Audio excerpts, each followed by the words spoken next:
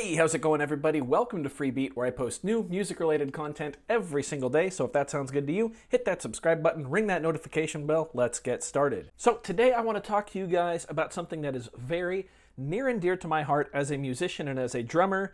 However, it can also apply to sequence drums. In fact, it has to apply to sequence drums and electronic music as well.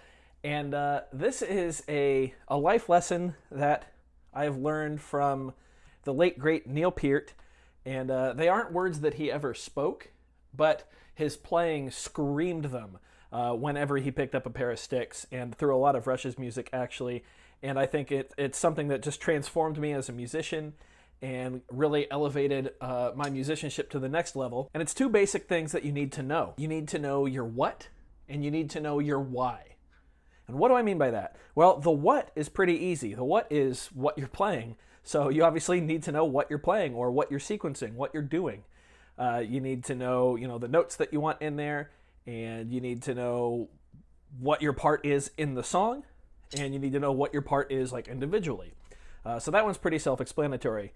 The other one, you need to know your why. This is one of the most important concepts in all of music. You need to know why you are doing what you're doing. Because if you don't know why you're doing what you're doing, then you are going to lack the most critical element of music, and that is confidence.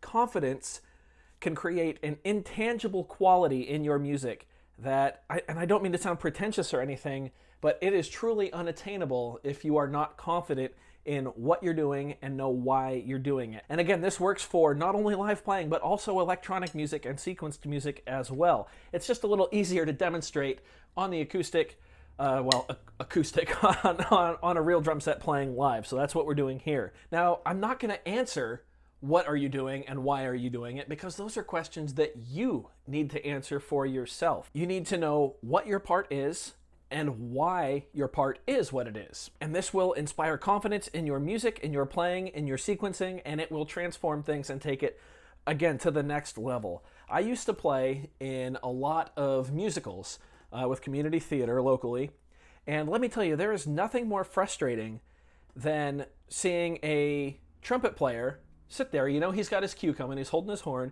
his part is coming, and it's really simple. It's just like da-da-da-da-da-da, and you've got a little snare drum thing that mimics that,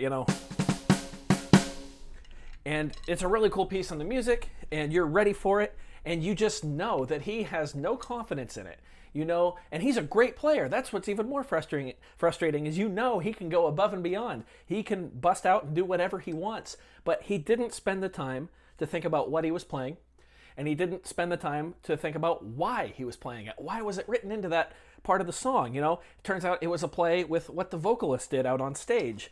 And so you're sitting there, and he picks up his horn, he pulls it up to about here, and he just goes,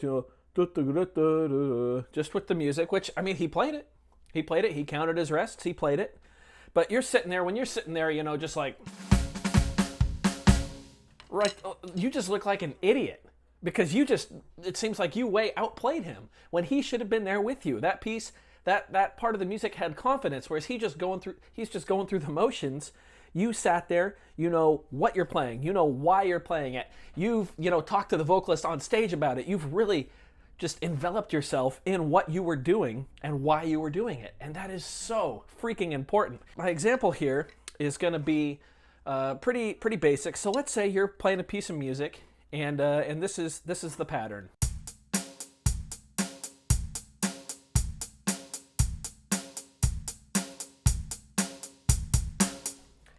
Now, you could play it like that, and that'd be okay, but what if you researched your music? What if you kind of looked at that 8-bar phrase in, addition with the rest of the music? What if you compared it to what the rest of the group was doing? Or in this case, if you're sequencing, to what your other tracks are doing? What if you stopped and you're like, okay, the why I'm going to do this is because right here, an acoustic guitar comes in or an electric piano comes in, and they're playing something that's a little more rhythmic. So the drums are going to hold back, the hi-hat's going to keep the time, we're just going to play nice and basic over that to allow the guitar to shine, or the piano to shine, or whatever instrument it is, or vocals. Maybe it's a hip-hop track and you're playing slower. You need to know why you're doing it. And all of a sudden, instead of this, Now all of a sudden you can sit there with confidence in the music, fully in the music, and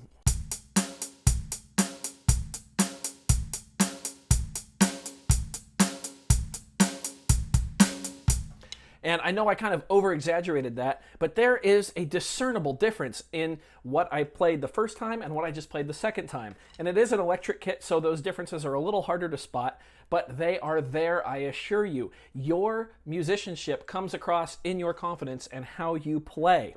What if you realize that there's those double bass drum hits at the end there, double bass, what if you looked up and you realized that, oh, that's what the bass does right there. They've got a little walk up like doo-doo-doo, and you help to accent that. So in music, there's always a what and there's always a why. Even when you're playing like an improv solo, like if you're playing some jazz and you're a saxophonist, there's always a what, there's always a why. And if you can figure out what those are, you're gonna take your playing to the next level. I wanna give you guys another example. This is one of my favorites, and this is something that Neil Peart actually did say. So let's take a classic tom fill, like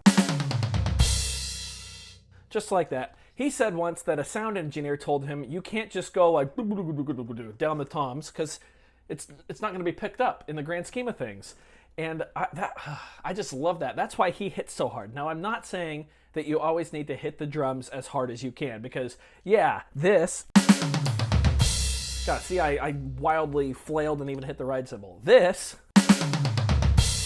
sounds way better than, you know, and probably more in time and everything.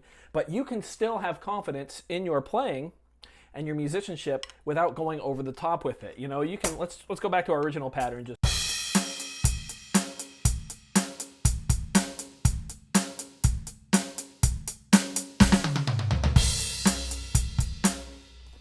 whoop. See, each stroke there is deliberate. Each stroke has purpose and reason. And again, you can do this in sequenced music too. It's just a little different, but the overarching concept is still there. And it's one of the most important things that you can learn as a musician, as an artist, is to know what you're playing and why you are playing it. And yeah, this is just something that I've wanted to speak on for a long time. One of my favorite things to do is to just go on YouTube and watch drum covers. And you know, they're going through the motions, they're playing everything perfectly, and it can even sound good, but something is going to be off. Something just isn't quite right.